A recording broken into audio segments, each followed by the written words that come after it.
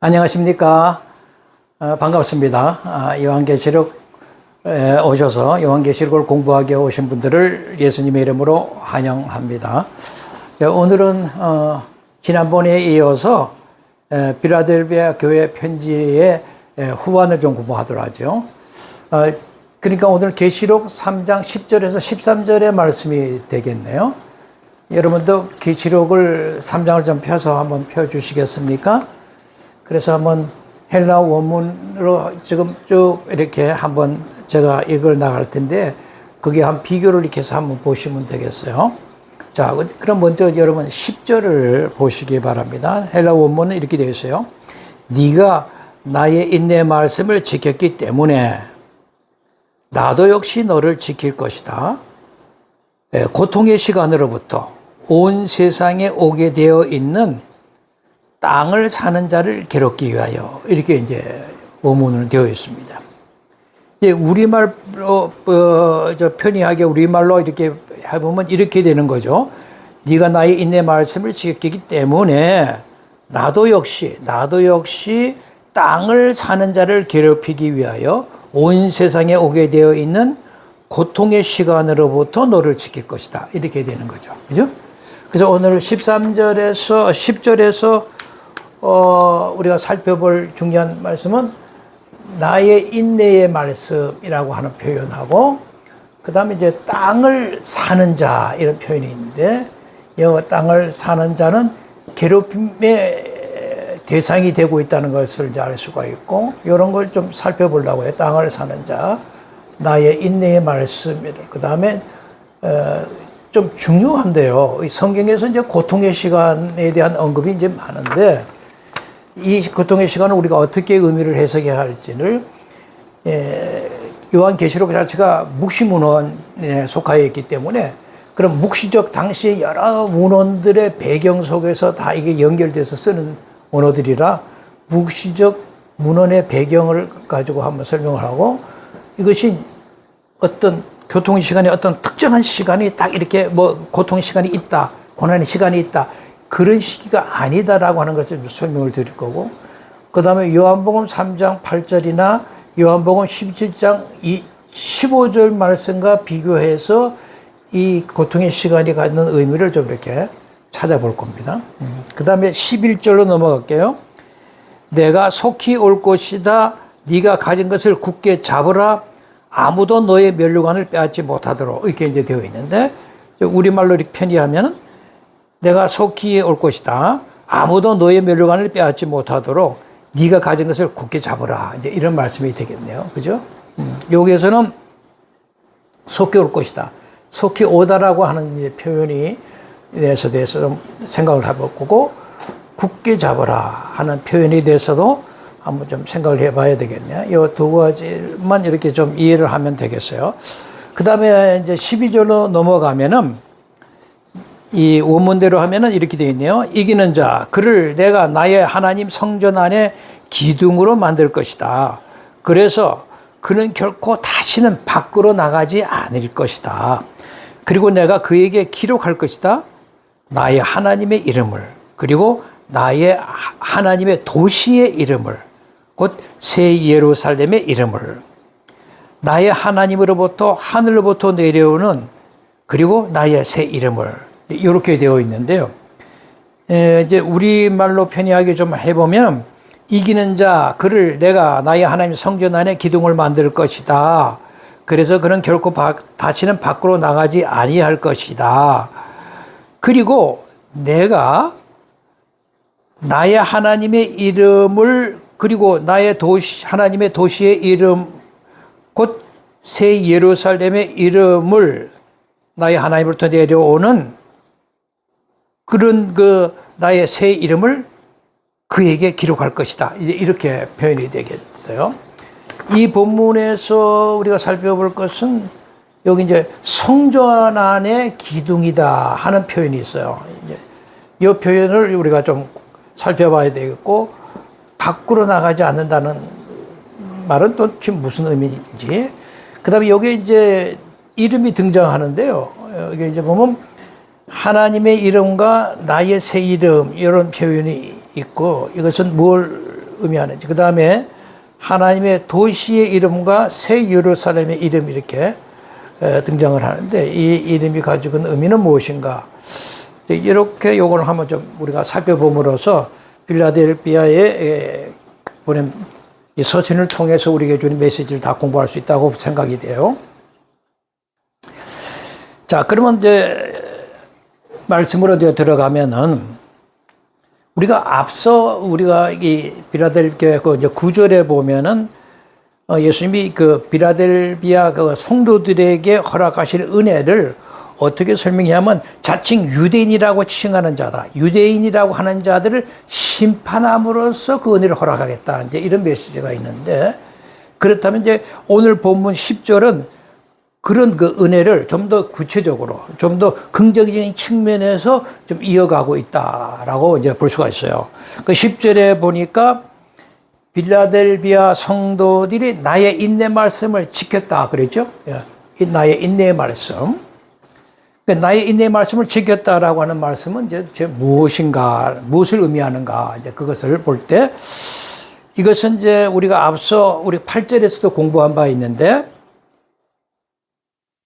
예수님이 그들에게 뭐라고 얘기했으면, 네가 적은 능력을 가지고도 내 말을 지키고 내 이름을 부정하지 않았다라고 하는 그 말씀과 관련되어서 지금 오늘 우리가 이 말씀을 이해를 해야 되죠.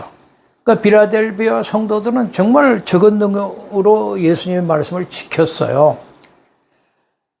그러니까 오늘 우리가 본문 10절에서의 그 인내의 말씀이라고 하는 것이 이제 바로 그거죠.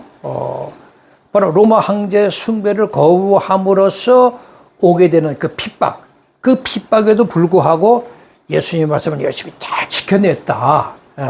그것을 이제 이렇게 인내의 말씀이다라고 얘기를 하고 있는 것입니다. 근데 여기서 말씀을 굳이 인내의 말씀이다라고 표현을 했어요. 그죠? 그냥 말씀 그렇지 않고 인내의 말씀. 그렇게 표현한 것은 예수님의 말씀 자체를 순종하는 데는 반드시 뭐가 필요하냐면 인내가 필요하다는 거예요. 그냥 쉽게 지켜지는 게 아니라 반드시 인내가 필요할 정도로 힘이 됐다는 것을 아셔야 돼요.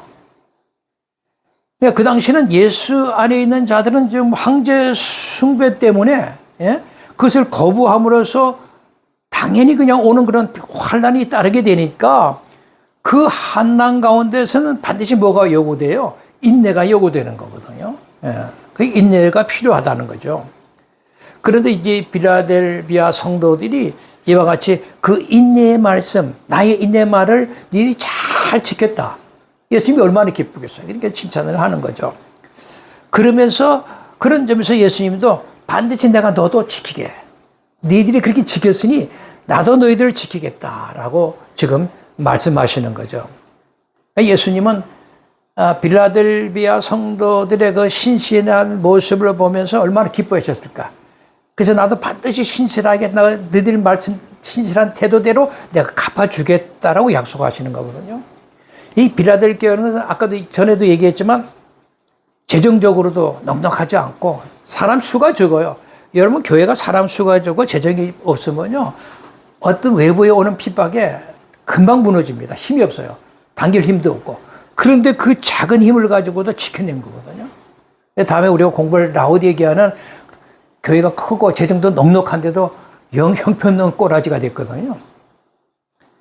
우리 교회의 그 본질을 잘 이해를 해야 됩니다. 그런 점에서.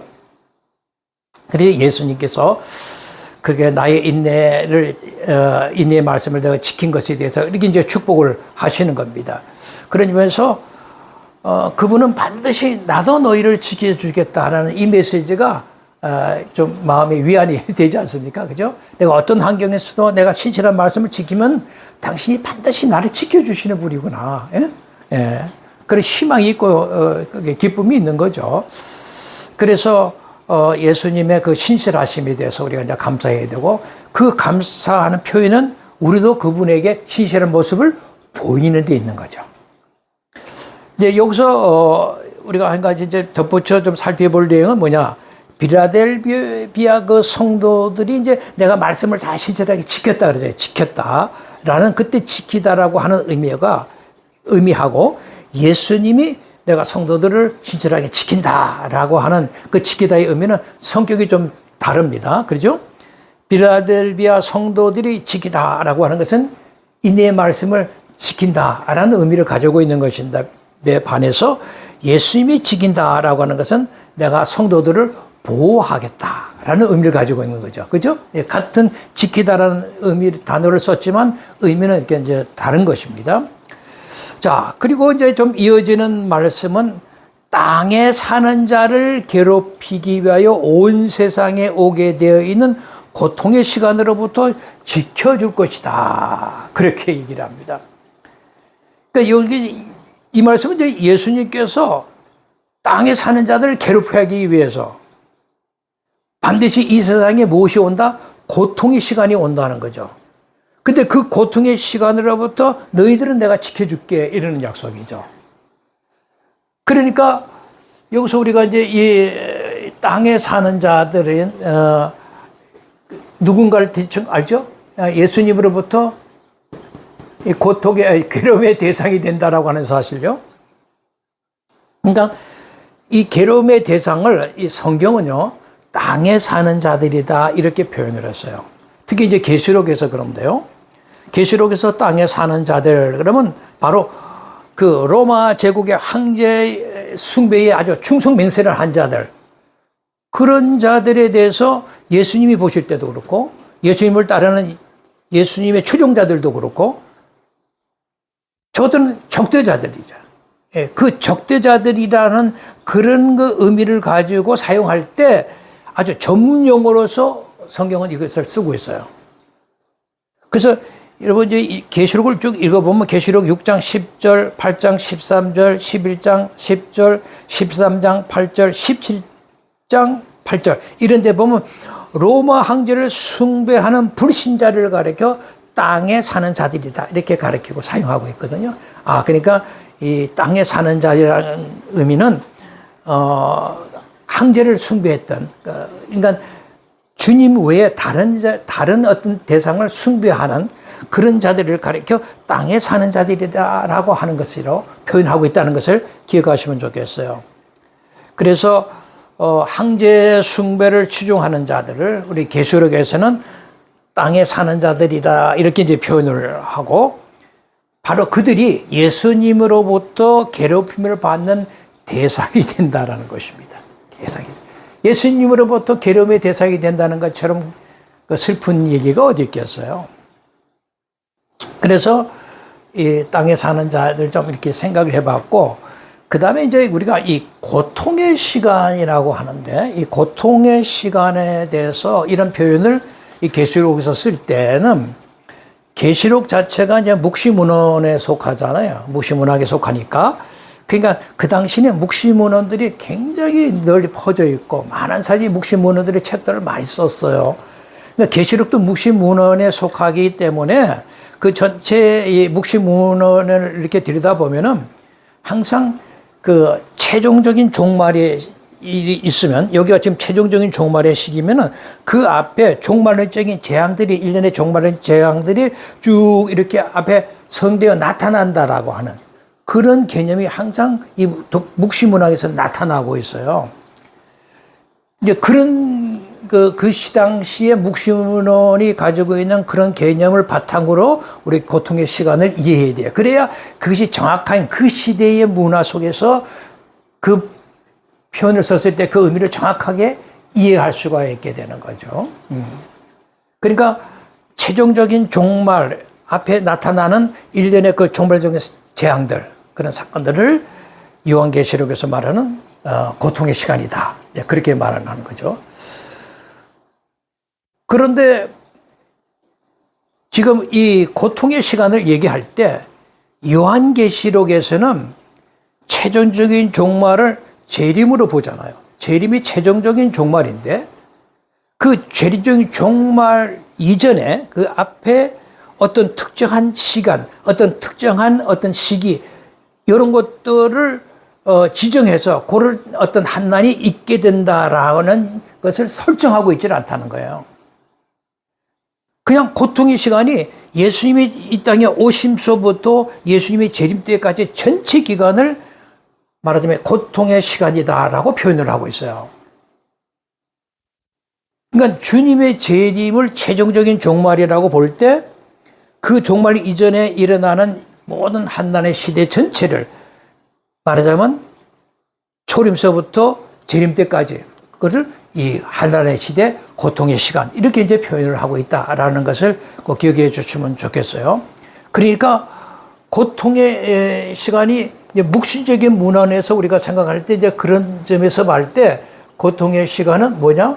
어떤 특정한 시간을 가리키는 게 아니다라고 하는 것을 이제 알 수가 있는 거죠.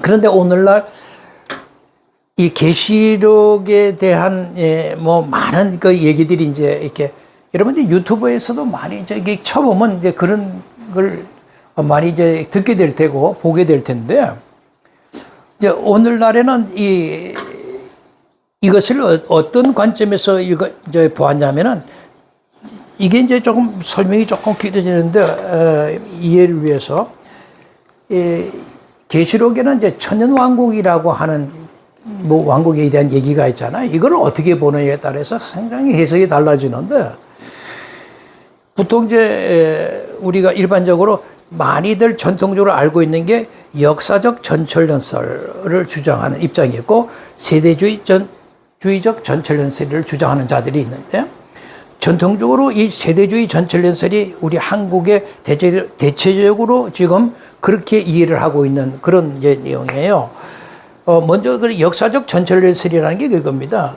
자, 여기 이제 예를 들어서 주님이 이제 재림을 하신다. 그 전에 뭐냐면 7년 환란이 있다. 이렇게 얘기하죠. 7년이 환란이 있어요.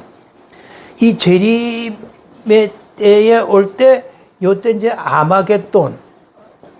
아마겟돈 전쟁이 일어난다. 이렇게 얘기를 하고 있고, 그 다음에 이제 천년왕국이 온다. 이렇게 얘기를 해요. 천년왕국이 오고, 그 다음에 여기서 이제 곡과 마곡의 전쟁이 온다. 이렇게 얘기를 해요. 보통 이제 역사적 전철연설을 주장하는 사람들 입장에서는 예수님이 재림하기 전에 이런 7년의 그 대환란이 이렇게 오는데 이 환란을 교회 공동체도 여기에 환란을 겪게 된다라고 보는 입장이거든요. 예, 그런 역사적 전철연설을 주장하는 사람들이 있는데 이것은 이런 문제보다는 더 큰 지금 문제가 뭐냐면 세대주의자들이 보는 입장이에요. 그것이 뭐냐면 여기 이제 그 주님의 이 재림을 우리가 이렇게 놓고 볼 때 여기 이제 아마겟돈 전쟁이 있죠. 아마겟돈 전쟁이 이렇게 있는데 이 재림을 이중 재림으로 보는 거예요. 그러니까 재림 전에 이중 재림 여기 첫 재림이 있는데 이 재림이 여기 이제 말하자면 주님이 이제 공중 재림하신다 그렇게 얘기해요. 공중 재림을 여기서 7년 환란 전에 공중 재림을 하시면 우리 교회 공동체는 환란을 받지 않고 딱 이렇게 공중으로 올라가서 휴거해서 예수님과 공중 혼인잔치를 한다는 거예요. 에? 그러면서 그러고서 7년이라는 세월이 지난 다음에 같이 다시 한번 이제 이 땅에 재림을 한다. 그러면서 아마겟돈 전쟁이 일어나고 이 천년 왕국이 이제 일어난다. 이 천년 왕국은 교회 공동체가 회복된 그런 얘기를 하는 게 아니라 이스라엘의 회복을 얘기해요. 그러니까 세대주의자들은 아브라함으로부터 다윗으로 이루어지는 그 이스라엘이라는 공동체가 완전히 회복이 되는데 그 회복을 교회 공동체는 아무 의미 없어요. 교회 공동체가 그걸 못하니까 결국 천년 왕국 때 이스라엘이 여기서 회복이 된다는 거예요. 그러니까 이스라엘을 위해서 존재하는 거죠. 이스라엘의 회복을 위해서. 그러니까 이스라엘이 반드시 회복이 될 때 여기 이제 그러고서 이제 여기에 곡과 마곡의 전쟁이 있고 고가 마곡의 전쟁이라는 게 예수님에 의해서 1000년 동안 통치하고 난 다음에 또 어디에 악의 존재들이 어디에서 숨어 있다가 이렇게 기어 나와서 또 전쟁을 일으키느냐는 거죠. 예? 1000년이란 예수님의 많은 주의 왕, 만악의 왕이 통치를 하는 그 1000년 후에 이들은 그전에는 어디가 있던 거예요? 달나라가 있던 거예요? 화성에 가서 숨어 있다가 돌아온 거예요?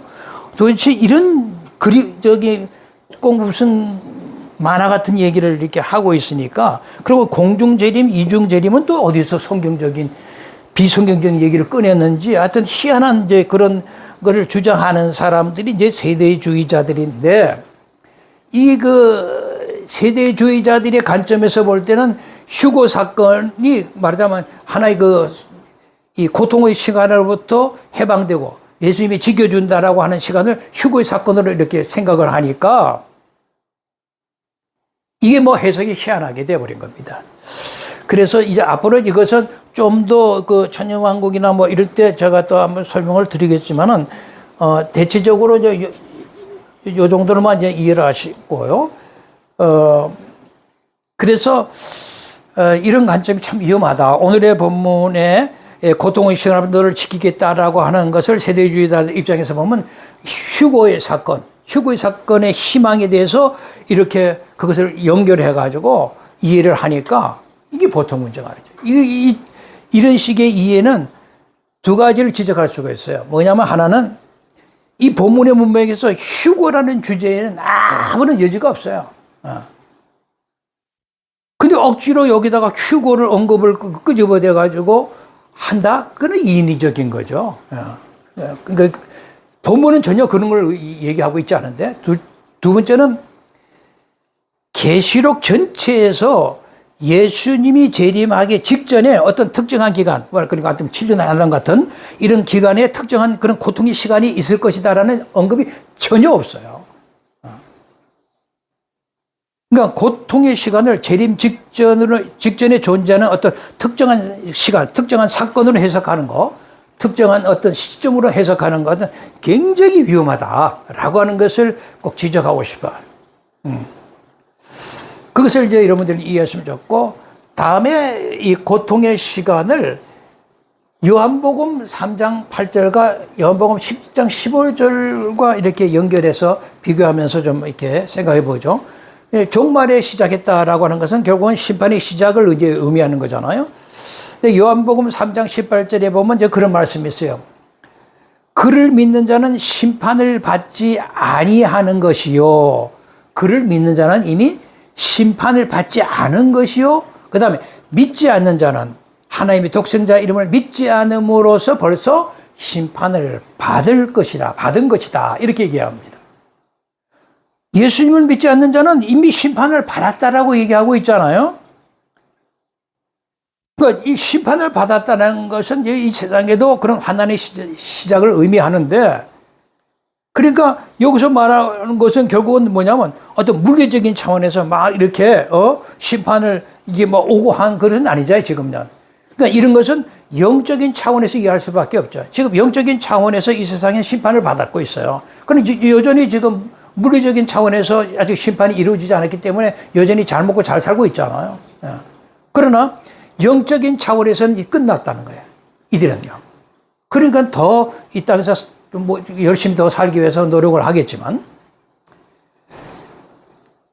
그러니까 성경을 볼 때는 우리 교회 공동체를 향한 어떤 물리적인 환난의 사건들이 있지 않다고 해서, 발생하지 않았다고 해서 심판의 시대가 아닌 게 아니에요.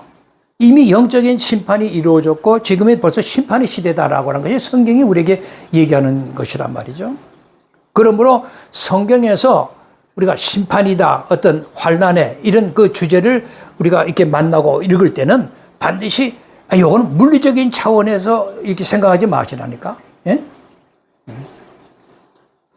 그러니까 지금 현재는 주님이 우리를 지켜주시겠다는 약속의 본질은 영적인 차원의 문제다라는 것입니다. 지금 물리적인 차원에서 벌써 예수님이 오셔서 물리적으로 그냥 뭐 제거를 해 나가죠. 그러나 지금 그렇지는 않잖아요. 영적인 차원에서 우리를 보호해주고 있다는 거예요. 그러니까 우리 시대에 지금 성경에서 말하는 심판과 구원을 이니 영적이라는 점을 요한복음 17장 15절을 보면 더 우리가 정확하게 이해가 돼요. 자, 보세요. 요한복음 17장 15절에 보면은 내가 비옵기는 그들을 세상에서 데려가기 위함이 아니요. 그렇게 했어요. 다만 악에 빠지지 않게 보존하기 위함입니다. 라고 말씀해요. 여기 예수님은 제자들을 이 고통의 이 세상에서 내가 데려가겠다. 너무 물리적으로 저희들이 고통을 받으니까 뭐 데려갔다. 이런 표현보다는 니들이 세상을 그대로 둔 채, 세상을 그대로 둔 채 내가 지켜주시겠다라고 말씀하시는 거잖아요. 그러니까 예수님이 제자들을 지켜주시겠다는 이 예수님의 약속은 무슨 뜻이에요? 바로 제자들이 지금 받고 있는 어떤 물리적인 고통의 시간을 제한해 준다. 그 역시 그 당시 만약에 그랬다면 그 시대에 예수님의 제자들이 다 고통에서 다 해방됐어요, 이제. 그러나 예수님의 제자들은 다 순교했잖아요. 비참하게 죽고. 그러니까 고통의 시간을, 그 물리적인 고통의 시간을 제한해 준다는 의미가 아니라 그런 고통의 시간 속에서도 너희들을 내가 영적으로 보호해 주겠다. 그들은 그 보호를 받았지만, 그런 영적으로 보호해 주고 영적으로 그들이 말씀을 증거하면서 같이 함께 성령 역사로 그 교회 공동체를 이어가고 전파됐지만, 그러나 그들은 다 잡혀서 실적으로 죽었잖아요. 그러니까 이런 보호가 육체적인 차원에서 생각하지 말고 영적인 차원에서 이걸 보시라는 거예요. 그래야 성경이 이해가 돼요. 이제 언젠가는 물리적인 차원에서 보호하시는 것이 드러날 거예요. 그건 재림의 사건 때 이후에 우리가 그걸 보게 될 겁니다. 이해가 되시리라고 믿고요. 그러니까 이렇게 정리를 해보죠. 그러니까 고통의 시간은 종말이 이미 예수님의 초림으로부터 시작되었다. 그리고 예수님의 재림 때에 완성된다라고 하는 이중적인 그런 종말론 관점에서 이거를 잘 이해할 수가 있다라고 하는 것이고요. 그것이 바로 이 요한계시록이 기조를 삼고 있는 아주 매우 기묘한 종말의 신학이다라고 하는 것을 꼭 기억해 두시면 좋겠어요. 그러니까 종말이 이미 시작되었다라고 하는 맥락에서 보면은 심판도 이미 시작되었죠. 영적으로는 이미 시작되었잖아요. 그렇다면 지금이 이미 고통의 시간이다. 그게 고통의 시간이다. 땅의 사람들에 대한 고통의 시간이다라고 얘기하는 것입니다. 근데 예수님의 초림서부터 재림 사이 그 전체 기간이 바로 고통의 시간이라는 것을 확증해 주고 있는 거죠. 그러니까 예수님은 그 의해서 종말은 이미 시작되었다라고는 우리 맥락에서 보면 심판이 이미 시작되었으니까 지금이 바로 이렇게 고통의 시간이다라고 하는 걸 꼭 기억해 주시면 좋겠어요. 자, 그러므로 이 빌라델비아 성도들을 이런 환난 때에 반드시 내가 지켜주겠다라고 하는 것은 육체적으로 면하게 해줄 것이다라는 것을 의미하는 것이 아니라 영적으로 보호해 주시겠다라고 하는 의미입니다. 꼭 기억해 주시고요. 그리고 이제 이어지는 11절의 말씀에 이것은 이제 빌라델비아 교회의 성도들을 향한 이제 고면의 말씀인데 이 고면의 말씀은 잘못하는 사람에게 잘하라 이렇게 말하는 게 아니라 지금 너희들이 잘하고 있는데 더 잘하세요 이런 메시지라는 것을 여기서 그 고면으로 보여주고 있습니다. 그러니까 여기 이제 예수님이 속히 오겠다. 응답을 위해서 이 속히 그들에게 내가 너희들 함께하고 속히 오므로써 이 문제를 해결해 주겠다는 뜻에 항상 속히라고 하는 이런 그 개념을 이렇게 도입해서 올 것이다라는 쓰는데 여기 이제 그 오다라고 하는 이제 이게 하니까 이제 여기 우리 한글에 이제 올 것이다 그렇게 표현이 되어 있는데 올 것이다라가 이게 이제 이게 엘코마이라고 하는 말인데요. 엘코마이라고 하는 말은 이게 현재형입니다.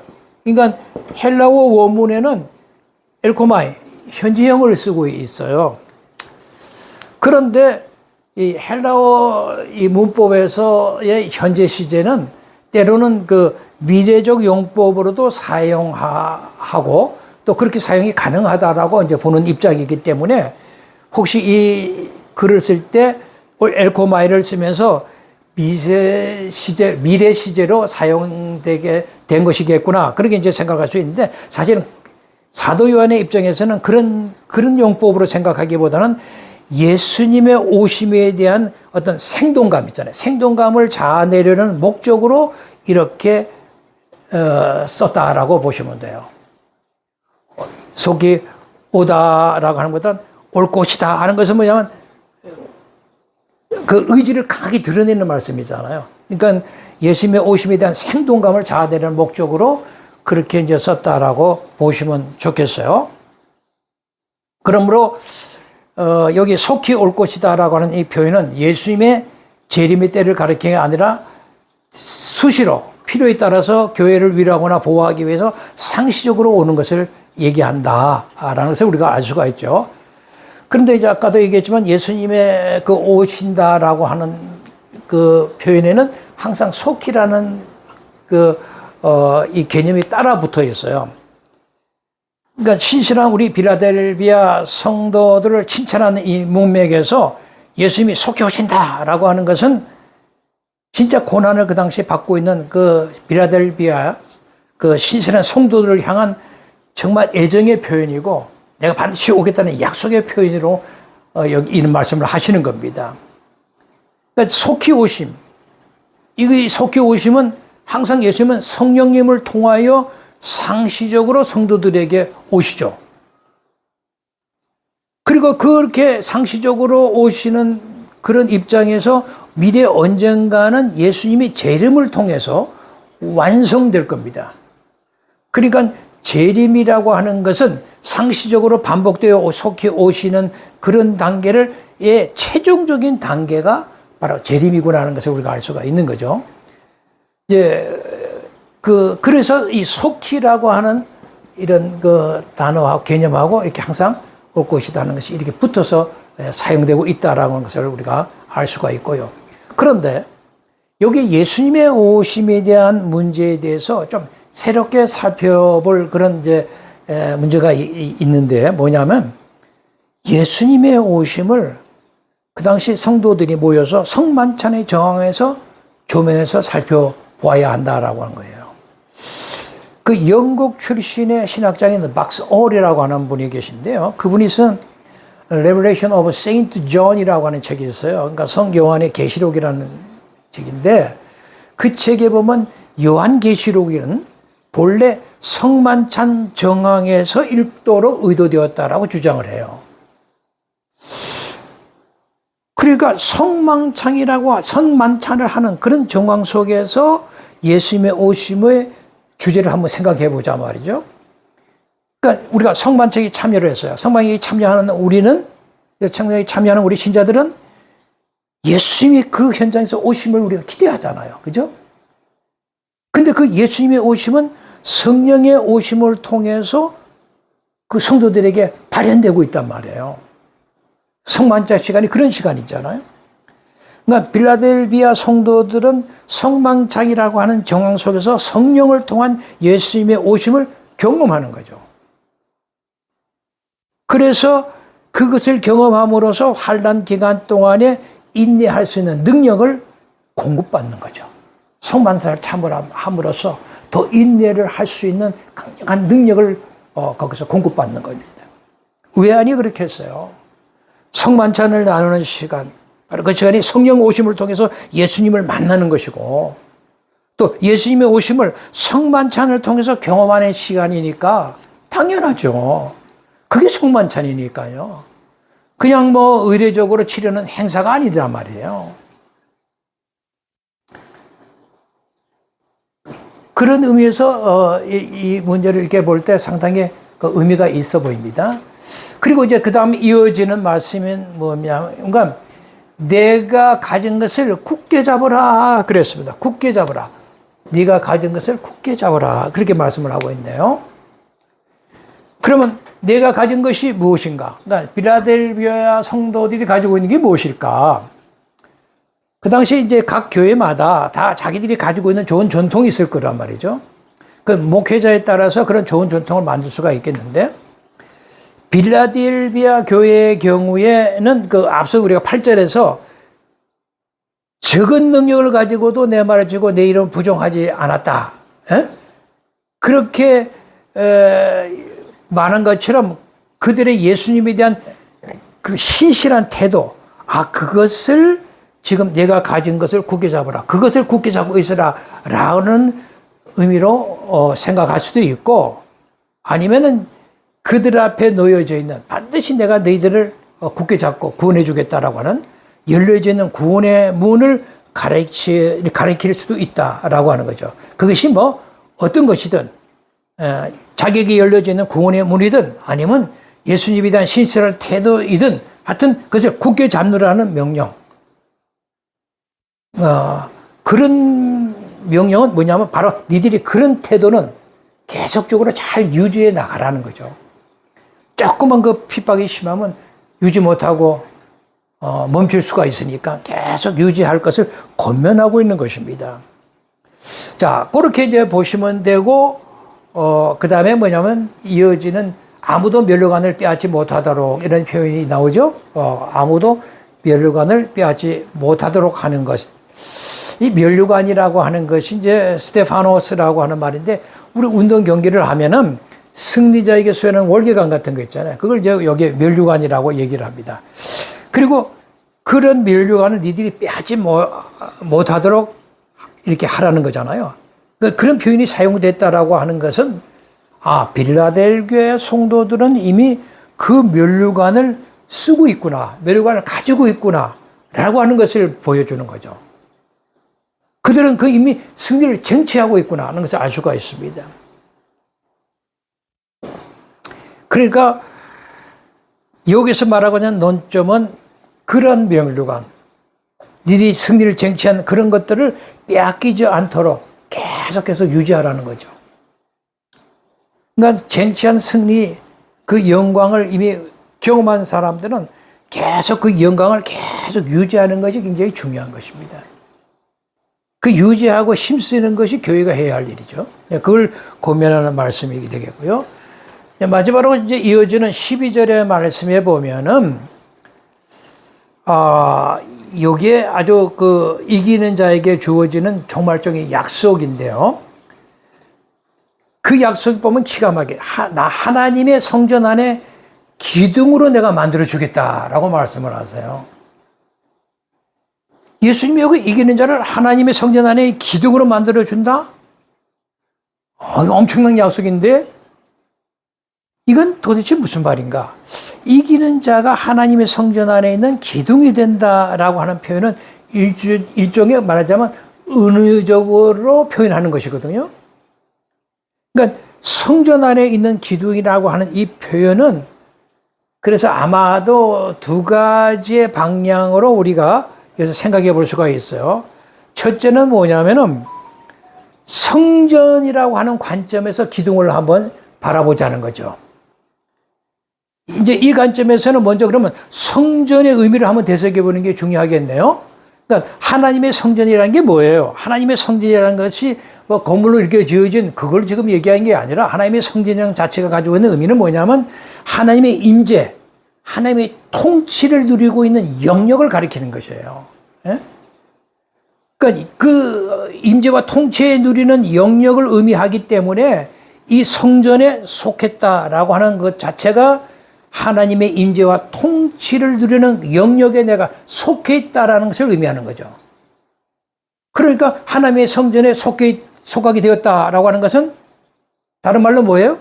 하나님의 백성의 지위를 갖게 되었다라고 하는 것을 의미하는 거죠.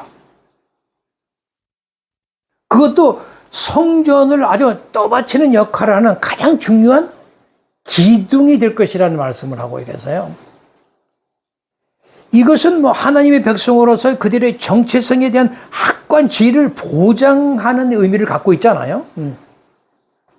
그러니까 빌라델비아 성도들이 성전의 기둥이 되어서 하나님의 백성으로서의 위치를 확고하게 가지게 된다라고 하는 의미를 우리가 생각해 볼 수가 있는 것이고, 그게 첫 번째고, 둘째는 기둥이라는 관점에서 성전을 바라보는 거예요. 성전 안에 있는 기둥이라고 하는 것은 단순히 성전 안에 있는 어떤 요소, 한 요소가 아니라 아주 성전 자체를 떠받치고 있는 아주 필수 불가능한 핵심 구조물이잖아요. 이 기둥이 없으면 설 수가 없으니까요. 기둥이 없으면 성전 자체가 무너질 것이니까. 기둥 없는 성전이 존재할 수가 없잖아요.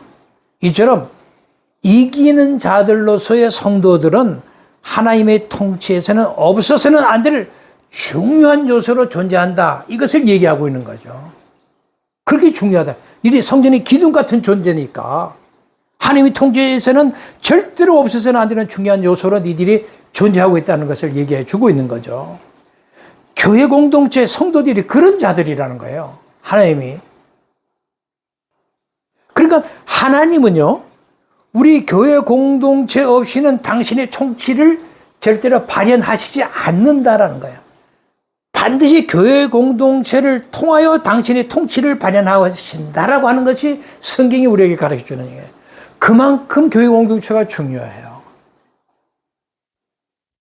이처럼 하나님의 통치를 나타내는 통로로 사용되기 위해서 교회 공동체는 어떻게 되어야 돼요? 이기는 자가 되어야죠. 그 이기는 자가 되는 것이 그렇게 당연하고 필수적인 거예요. 이기는 자가 되지 않으면 어떻게 되겠어요? 교회 공동체가 이기는 자가 되지 못한다면 하나님의 목적을 교회 공동체로 이룰 수가 없는 거예요, 도대체가. 그러니까 교회 공동체가 하나님의 성전 안에 기둥이 된다라고 하는 것은 하나님의 영광을 온 세상에 드러내는 하나님의 의지를 잘 이렇게 반영하고 있잖아요. 그만큼 우리 교회 공동체의 위치가 굉장히 중요하다. 교회 공동체는 그런 곳이 되어야 한다라는 것을 기억해 주시고, 그 다음에 그들이 밖으로 나가지 않는다 이런 표현이 있죠. 밖으로 나가지 않는다 이랬어요. 이 표현은 이제 빌라델비아 교회에 이기는 자는 결코 성전으로부터 쫓겨나지 않을 것이다 라는 사실을 강조하는 내용이에요. 여기 밖으로라고 하는 표현을 사용한 것은 왜 밖으로라고 하는 표현을 요한이 사용했을까? 이것은 빌라델비아 교회들은, 교회 공동체는 유대인 해당으로부터 쫓겨난 경험이 있는 자들이에요. 그러니까 유대인 해당에 가고 자기들이 유대인이니까 해당에를 들어도 거기서 쫓겨나는 거예요. 그러니까 유대인이라고 하는 사탄의 해당으로부터 그들은 쫓겨났는데, 그냥 그렇게 쫓겨났을지는 모르지만 하나님의 성전이 된 바로 그들은, 하나님의 성전의 기둥이 된 그들은 하나님의 백성으로서는 결코 쫓겨날 수 없는 신분을 갖게 되었다라고 하는 것을 보장해 주는 거죠. 실제로는 여기 이제 그 해당에서 쫓겨난 것이 그들은 사실이니까요. 바깥으로 쫓겨난 것은 사실인데, 이 본문에서 보면 이것은 수동형이 아니라 능동형으로 사용을 하고 있거든요. 그러니까 스스로 걸어 나왔다라고 하는 것을 표현하고 있다고요. 이긴 자는 내가 들어갔는데 그들이 쫓겨나서 억지로 할 수 없이 쫓겨났다는 게 아니라, 그래? 니들이 우리를 쫓겨내? 알았어. 내가 나갈게 하고 스스로 걸어 나왔다는 거죠. 그러니까 초라하고 위축되지 않고 당당한 모습을 보여준다는 거죠. 그래서 이 본문은 수동형으로 쓰지 않고 능동형으로 사용을 했어요. 그 재밌잖아요, 이런 내용 하는 게. 그 다음에 이제 마지막으로 우리가 살펴볼 것이 이제 이름인데요. 이름인데, 그건 이기는 자에게 주어지는 네 종류의 이름을 지금 열거하고 있어요. 여기 이제 하나님의 이름, 나의 새 이름, 하나님의 도시의 이름, 새 예루살렘의 이름, 이렇게 네 이름이 이제 이렇게 나타나는데, 먼저 하나님의 이름과 나의 새, 이 나라는 것은 예수님을 가리킵니다. 예. 예수님의 새 이름, 이렇게 되는데, 이름 표현에서 하나님의 이름, 이렇게 이제 기록이 된 것은 바로 그 교회 공동체가 하나님의 소유가 된다라고 하는 말씀이면은, 예수님의 새 이름이 등장하고 이렇게 사용한 것은 너희들이 바로 예수님의 소유다라고 하는 것을 보여주는 것입니다. 그러니까 하나님의 소유라는 말이나 나의 새 이름, 나의 소유, 예수님이라는 이름의 소유, 이것은 결국은 이 표현을 통해서 예수님과 하나님은 동일하시고 동등하시다는 사실을 근거해서 하는 표현이죠. 그죠? 그리고 이제 그 하나님의 도시 이름과 새 예루살렘의 이름 이렇게 표현했는데, 이거는 나의 하나님으로부터 하늘로부터 내려오는 새 예루살렘 이름, 이게 이제 중요한 것인데, 새 예루살렘 이름이라고 하는 표현이 중요한데, 여기 이제 새 예루살렘이라는 표현은 우리가 계시록 21장 이제 2절이나 또 9절에 보면 어린 양의 신부로서 교회 공동체를 가리키는 것이 새 예루살렘이라는 것을 알 수가 있습니다. 그리고 21장 2절에 보면 그 미래적 종말에 이 새 예루살렘이 하늘로부터 이 새롭게 회복이 완성된 새 창조의 모습으로 하늘로부터 쫙 내려오는 것을 얘기하고 있어요. 그러니까 이기는 자에게 이러한 새 예루살렘의 이름이 주어진다라고 하는 것, 그렇게 기록이 된다라고 하는 것은 이기는 자는 새 창조의 주인으로서 장차 완성될 그 영광스러운 교회 공동체의 일원이 된다라는 거죠. 그러니까 오늘의 우리 교회 공동체는 여러 이렇게 사람들이 같이 속해져 있잖아요. 좋은 땅에 속해져 있는 사람도 있고, 이 돌밭에 속해져 있는 사람들도 있고, 가시떨구에 떨어진 사람들, 길가밭에 떨어진 그런 사람들이 공동체가 같이 있어요, 지금은. 근데 하나님의 말씀이 떨어지면 좋은 밭에 있는 자들은 착착착착 그 의미대로 순종하고 받아들이잖아요. 근데 그렇지 않은 사람들은 많아요. 잘 따르질 않습니다. 근데 여기서 말하는 새 예루살렘이라고 하는 이기는 자, 새 창조의 주인으로서 장차 완성된 교회 공동체의 일원이 된다라고 하는 것이니까, 오늘 내 자신이 정말 나는 정말 장차 완성될 영광스러운 말하자면 새 예루살렘이라는 교회 공동체의 내가 일원일까? 자문해 봐야 돼요. 진짜. 오늘은 여러 분류의 공동체 안에 그런 우리 교인들이 자리하고 있기 때문에 그렇습니다. 자, 그러면 이제 오늘은 이제 이것으로 마치게 되겠는데, 이런 미래에 이제 우리 아름다운 사건들을 생각하면서 필라델피아 교회 정황에서 미리 약속하는 것을 우리가 잘 살펴봤으니까, 이런 것들을 우리가 가슴에 새기면서 앞으로 우리에게 다가온 그 치열한 믿음의 경주 안에서 항상 우리가 승리할 수 있도록, 우리 주님은 우리의 승리의 동기를 항상 이런 말씀을 통해서 우리에게 부여하고 있다. 그런 목적으로 오늘 우리는 이 공부를 하고 있다라고 하는 것을 기억했으면 좋겠습니다. 이것으로 필라델피아 교회 편지에 대한 내용을 전부 마치고, 다음에는 라오디아 교회 편지를 해서 공부를 하도록 하겠습니다. 다음 시간에 뵙겠습니다.